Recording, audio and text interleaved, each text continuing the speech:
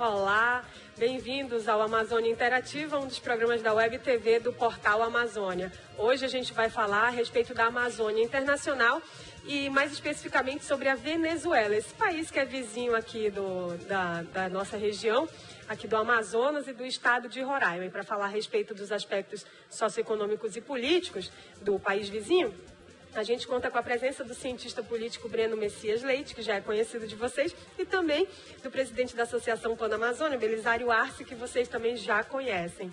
Bem-vindos, rapazes. Obrigada. Então, gente, antes de começar, nós vamos mostrar para vocês alguns aspectos geográficos da Venezuela, como, por exemplo, a área, a população, a moeda, entre outras informações. Vamos lá? A Venezuela, que é conhecida que tem como nome oficial, né, República Bolivariana da Venezuela, tem aí uma população, olha lá, tá aí então, tem aí uma população de 30 milhões, mais de 30 milhões de habitantes, tem um PIB de 14.414 dólares e uma renda per capita, PIB per capita, um PIB de 438 bilhões e a expectativa de vida é de 78 ou 74 anos? 74 anos, aqui. Pois então, gente, esses são os aspectos aí, é a divisão política e territorial da Venezuela, que tem 24, o equivalente a 24 unidades federativas, né? Tem o distrito da capital, tem um estado chamado Amazonas, que é o que fica bem pertinho aqui da nossa fronteira, na verdade é o que faz fronteira, tá aí, para vocês conhecerem. E é isso, gente. São essas as informações geográficas a respeito da Venezuela. E eu vou começar perguntando aqui para o senhor Belisário, né, se esse pedaço aqui da Amazônia, como Amazonas e Roraima, estão mais integrados à Venezuela do que ao Brasil, senhor Belisário, por causa da BR-174? Deveria, mas não necessariamente.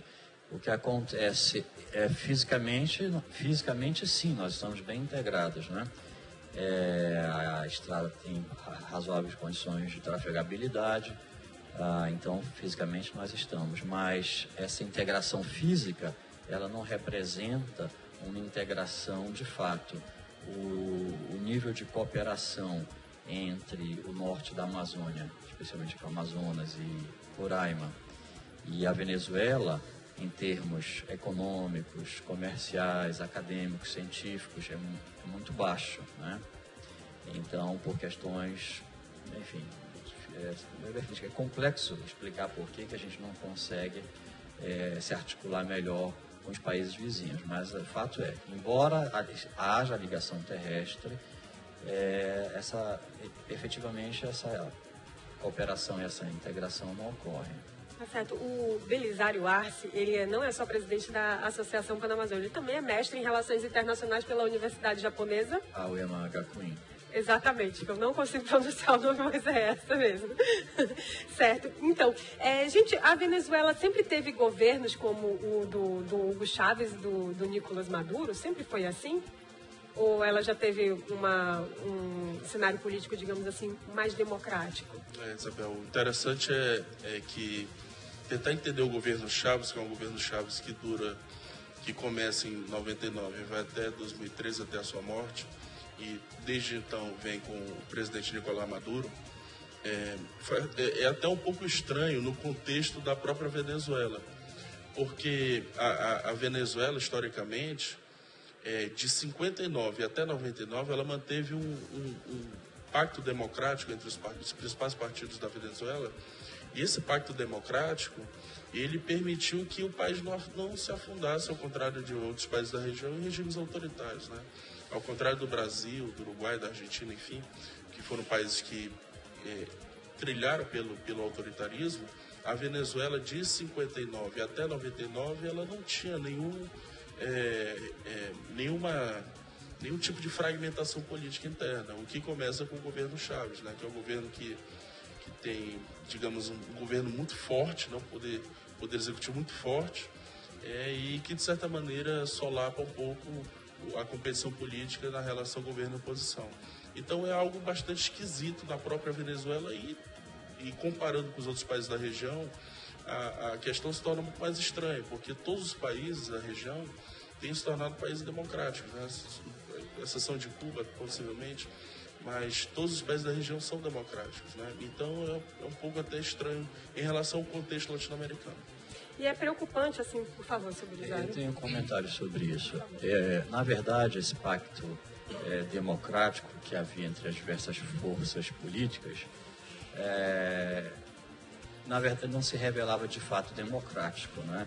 Eu acho que a razão do crescimento, do surgimento do chavismo na Venezuela, assim como de outros movimentos de esquerda na Bolívia e no Equador, vem desse problema, da história anterior.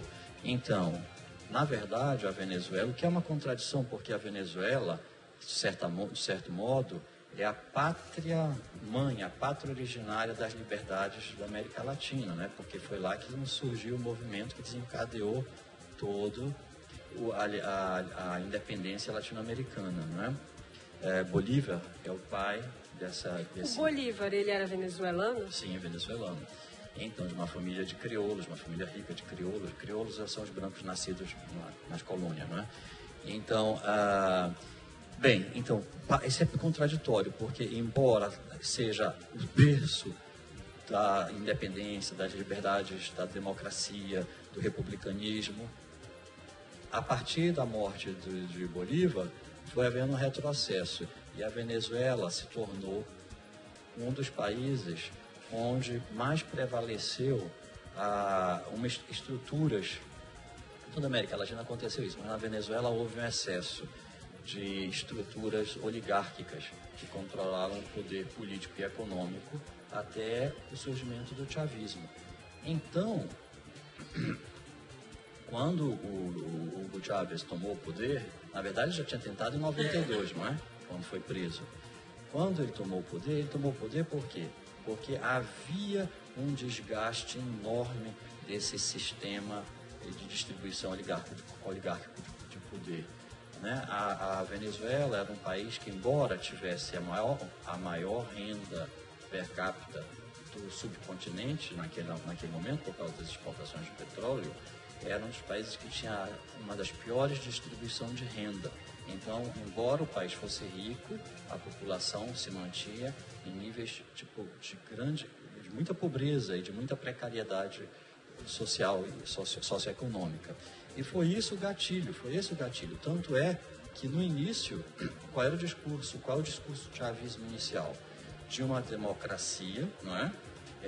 Participativa, popular, cidadã e bolivarianista. Só que depois o bolivarianismo foi deturpado totalmente. Mas originalmente foi isso. Tanto é que quando ele assumiu o poder, depois que ele assume o poder em 99, tem uma sequência de plebiscitos e consultas populares para reafirmar o poder dele. Ele abdica do poder, é eleito novamente, não é? E ele consegue se manter no poder com uma elevadíssima popularidade, pelo menos até 2007. Depois de 2007 ele começa a ter algum problema de popularidade. Então, ele abusou, de certa forma, dos mecanismos democráticos no início e, com o exercício do poder, isso foi, de certa forma, sendo deturpado e a gente vê a situação que está aí. Mas a origem de tudo foi esse sistema oligárquico, essas estruturas oligárquicas de poder que mantinham a população alijada dos benefícios econômicos da riqueza que o país produzia. Pegando o gancho do que o senhor Belisário falou que o Chávez já foi preso, né? Nós temos hoje, né, um preso político lá preso político não, né? Alguém que foi preso por razões, porque se opunha, né, ao Nicolás Maduro, que é o Leopoldo Lopes. Também uma comitiva, né, de senadores brasileiros visitou 2 vezes aquele país, né, para ver lá, olha aí a imagem do Leopoldo, para visitar o presídio onde ele vive hoje, né? E essa visita acabou em confusão da primeira vez e na segunda vez foi menos confusa. A gente pode considerar essa atitude como uma interferência externa? Por que aconteceria, o governo brasileiro tomaria esse tipo de atitude? Esses parlamentares brasileiros, olha aí no dia em que ele se entregou, que ele foi preso, uma grande manifestação, muita gente acompanhou. Esse daqui é o Henrique Capriles, que é um opositor do governo Maduro, mas que está em liberdade. Certo. Então, gente, a gente pode considerar isso uma interferência? Como é que vocês veem isso? Eu posso começar? Bem, por favor. Foram duas comitivas governamentais de senadores. Uma de senadores da oposição ao atual governo brasileiro e outra da situação. A primeira, eu acho que nem chegou a ser ao objetivo, que era visitar os prisioneiros. Eles não chegaram, tiveram que voltar ao aeroporto. Isso. E a segunda, inclusive foi uma senadora do Amazonas, a Vanessa Graziotin, tiveram lá para conversas com altas autoridades. Eles não foram representando o Estado brasileiro, né? Foi uma iniciativa desses senadores, então não se pode dizer que tenha sido uma ação do Estado brasileiro. De qualquer forma, obviamente, é uma tradição da diplomacia brasileira não interferir em assuntos de nenhum outro país. Não foi o caso, porque não foi uma ação do Estado brasileiro. Agora, sem dúvida, o Estado brasileiro tem o governo brasileiro do PT tem uma simpatia muito grande, não é? E tanto é que fizeram com o Mercosul, criaram uma situação que permitiu a adesão da Venezuela. Isso, do meu ponto de vista, é muito ruim para o Brasil, né? É ruim para o subcontinente, porque claramente, embora os objetivos originais do chavismo fossem muito nobres, houve uma deturpação geral, e hoje você vê essa situação de prisão de presos políticos que é totalmente inadmissível num regime democrático. Então é lamentável que o governo brasileiro realmente apresente essa simpatia pelo governo venezuelano. Breno. De fato, não houve uma interferência externa, né, do governo brasileiro, mesmo porque não partiu da diplomacia brasileira essa ação, sim do parlamento brasileiro. O interessante observar disso tudo é que houve, de fato, essa recepção negativa dos senadores da oposição, né? Eles foram recebidos no aeroporto pelo embaixador brasileiro, mas logo em seguida foram deixados de lado, né? E ficaram numa situação terrível, não conseguiram cumprir a sua missão diplomática, né? E quando os senadores que apoiam o atual governo da presidente Dilma, eles foram fazer a visita, aí sim tiveram uma receptividade já da parte do governo de Nicolás Maduro. Mas, de fato, uma ação nesse sentido não é uma ação de intervenção, e sim uma ação humanitária, ou seja, de verificar a situação dos prisioneiros políticos, né? Que a Venezuela, infelizmente, tem prisioneiros políticos, é uma realidade. A gente pode chamar de prisioneiro político sim, mesmo? Sem dúvida, porque um dos quesitos para se ter uma democracia, né? Além de uma constitucionalidade do sistema partidário, oligárquico ou não, é a garantia de que a oposição possa existir de fato, né? Ela possa ter voz e não possa ser cerceada. Afinal de contas, o Brasil é uma democracia, a gente pode considerar o Brasil uma democracia porque não tem nenhum opositor ao governo brasileiro na prisão. Então, um dos quesitos básicos para se entender o que é uma democracia é justamente ter uma oposição livre, tanto do ponto de vista da sua fala, quanto do ponto de vista da sua ação parlamentar. Certo. A gente também publicou, o portal Amazônia.com publicou matéria a respeito dessa visita. Vocês devem estar vendo aí a visita da comitiva brasileira à Venezuela. Olha só. Está aí. Visita de senadores brasileiros à Venezuela acaba em confusão. Essa foi a primeira matéria, foi no dia 24 de junho de 2015. Os parlamentares foram ao país da Amazônia Internacional visitar opositores do governo Maduro presos. Olha só. E também, senadores brasileiros verificam a situação. Esses aí, olha só, a Vanessa Graziotin e o Lindbergh, justamente, que são da base governista. Exatamente, é isso aí. Depois, depois que o Amazônia Interativa terminar, você acessa o portal Amazônia.com e lê essa matéria. Mas, por enquanto, a gente vai continuar aqui. Agora, a respeito do posicionamento da Venezuela aqui na América Latina. Houve um conflito entre a Venezuela e a Colômbia, num ponto de fronteira, na verdade, que culminou na saída de mais de 20 mil pessoas, 19 mil colombianos deixaram a Venezuela.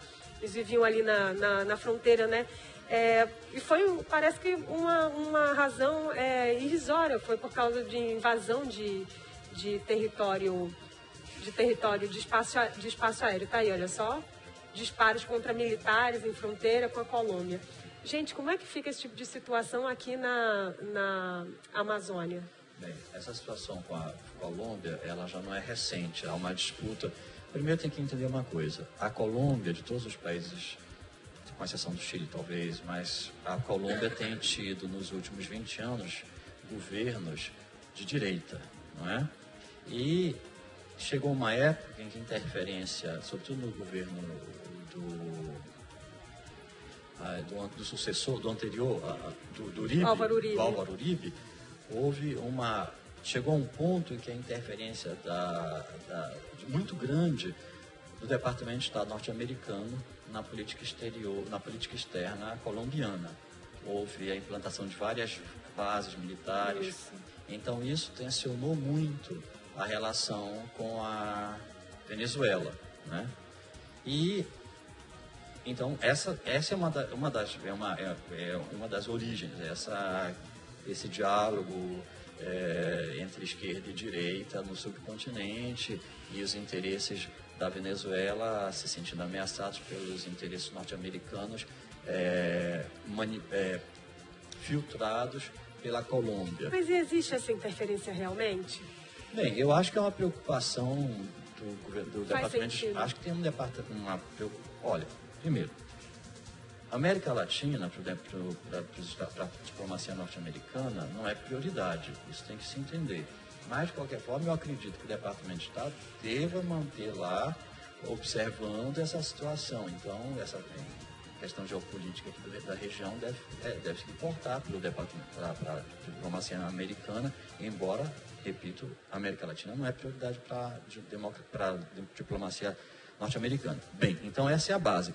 Já essa crise recente, que houve inclusive expulsão de colombianos da fronteira e tudo, isso já é outro cenário, já é outra motivação. A motivação principal é política eleitoreira, porque agora em dezembro haverá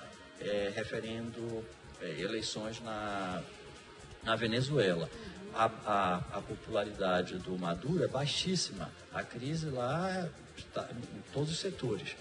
Então, ele, na verdade, é uma tentativa de desviar o foco da situação doméstica para essa uma crise. situação internacional. O que é uma crueldade, né? E nesse momento eu acho que o Maduro traiu completamente os ideais do bolivarianismo, né? Que o bolivarianismo chavista nunca foi o bolivarianismo de fato, mas eles traíram qualquer ideal, porque o ideal do bolivarianismo é o ecúmeno universal dos povos da América Latina, né? Essa integração, a união, o Bolívar, ele era um homem que foi para a Europa, estudar na Europa, na época justamente pouco depois da Revolução Francesa, quando Napoleão estava assumindo o poder. Então aqueles ideais do iluminismo, ele absorveu todo, né? E traduziu isso para o bolivarianismo que ele tentou implantar aqui. E isso o chavismo e agora o madurismo está negando, está traindo, né? Entendido. Breno, você tem algum comentário? Isabel, o interessante é que há de fato uma aproximação muito forte. A gente pode falar de uma diplomacia bilateral entre Colômbia e Estados Unidos, uma aproximação em função da guerra civil interna na Colômbia, né, dos grupos guerrilheiros que existem lá. E os norte-americanos, como são grupos que protegem cartéis de droga, então é natural que os americanos tenham muito interesse naquela região. E houve uma aproximação nos últimos tempos entre Venezuela e Rússia. Inclusive, os russos fizeram exercícios militares na região por muito tempo. Quanto a essa situação de fronteira, eu concordo com o colega no seguinte sentido. Além de uma questão puramente eleitoreira, o governo colombiano ele toma partido pela oposição da Venezuela, né? Ele tem de fato um lado mais oposicionista. E uma das reclamações do governo venezuelano é de que o governo colombiano estaria associado a essa oposição no sentido de não permitir a circulação de mercadorias, de bens, de alimentos, etc. E haveria uma espécie de conluio nesse sentido, né? Então, daí, de fato, a retaliação. Mas não é a primeira, não é o primeiro, digamos, entrave diplomático que a Venezuela cria na região. O primeiro deles, mais recente, foi com o Equador, em relação àquele bombardeio na fronteira do Equador, em função de movimentos de guerrilha na região, que eles se abrigavam nas florestas do Equador. E houve esse bombardeio, né? Inclusive vários mortos ali naquela região. Então não é só com é a primeira vez que isso acontece. Com a Colômbia que a Venezuela se estranha. Colômbia com a Equador. Colômbia e Equador. Colômbia e Equador. Venezuela. Então é a Colômbia que já se estranhou com o Equador e com a Venezuela, mas a Venezuela nunca tinha tido nenhum problema com outro... Com a Guiana há muitos anos. A Guiana inglesa, né? Porque faz fronteira. A Guiana, na verdade, ela fazia parte da Granada. Né? Era território, então... Mas, enfim, mas como ainda se separou há muitos anos, ainda no século XVII, no século XIX, eu acho. Então, o que acontece? Mas eles reivindicam, o governo, a Venezuela reivindica 60% do território da República Cooperativa da Guiana. Eu acho que não vai dar em nada isso.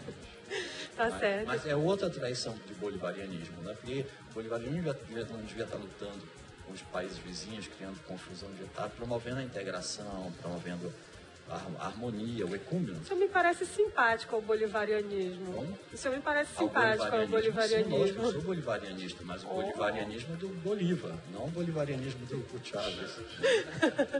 Gente, agora falando a respeito de economia.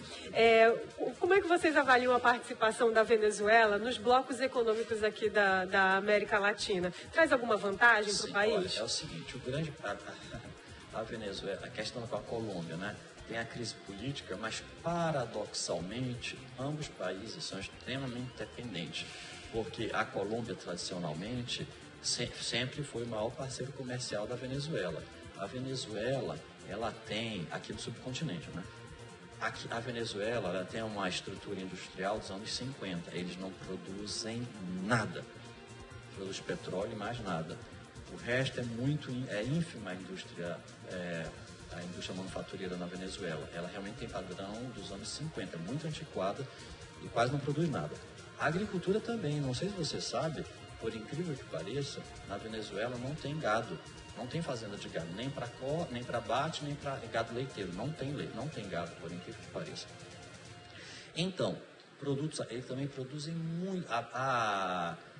A produção agrícola da Venezuela ficava concentrada na região que faz fronteira com a Colômbia, que é uma região de terras agriculturáveis com boa produtividade. Em razão da guerrilha, pouco a pouco esses fazendeiros foram saindo de lá, e também outra coisa, com o Estado socializante do Hugo Chávez, e que passou a dar muitos benefícios para a população, essa população se sentiu atraída por esses benefícios e sentiu também condições de largar sua atividade de agricultura que tinha nessas terras e se mudaram para centros urbanos. Essa região hoje não produz quase nada. Enfraqueceu ainda mais o setor primário. Mas então o que acontece? A Venezuela sempre importou tudo da Colômbia. Então a Colômbia também se torna dependente das divisas que obtém por meio dessas exportações para a Venezuela. No caso do Brasil, seria muito interessante, tanto é que o Brasil em 2008, firmou o acordo de cooperação industrial com a Venezuela. Né? O Brasil, na época, não sei se ainda está funcionando, mas na época o Brasil inaugurou um escritório da Apex, em Caracas, e um escritório da Embrapa. Né? E então a ideia naquela época, era justamente redirecionar o fluxo comercial da Colômbia para o Brasil. O Brasil passaria a ser o grande fornecedor de produtos manufaturados e agrícolas para a Venezuela. Não deu certo isso. Em grande parte porque o empresariado não quer vender para a Venezuela por causa da falta de segurança jurídica dos contratos. Mas, então, seria muito bom se o novo governo democrático, com alto nível de institucionalidade, que respeitasse os contratos, tomasse o poder na Venezuela. Porque aí, então, seria uma grande oportunidade para o Brasil, inclusive para o Amazonas, de vender muito, de aumentar muito nossas exportações para lá, porque eles não produzem nada. E eles têm divisas em razão do petróleo, embora as divisas estejam caindo em razão da queda contínua dos preços do petróleo no mercado internacional. E de quantos blocos aqui entre os países da América do Sul a Venezuela faz parte? Quantos blocos econômicos? A Venezuela faz parte agora do Mercosul, ela fazia parte da comunidade andina, não sei se saiu, e faz comercial só do Mercosul, que eu saiba. Eu acho, não sei se ela faz da LAC, mas a Unasul não é comercial. Não é comercial. Unasul? Unasul. Ela tem um viés mais político, mas não necessariamente comercial. Eles brigaram muito com a CAN, eu acho que fazia parte da CAN, ainda na época que o Chávez era presidente, saíram. Entendi. Você tem algum comentário a respeito? Não, eu acho que o comentário, só para complementar, é que a Venezuela padece de uma doença econômica, que é a doença holandesa.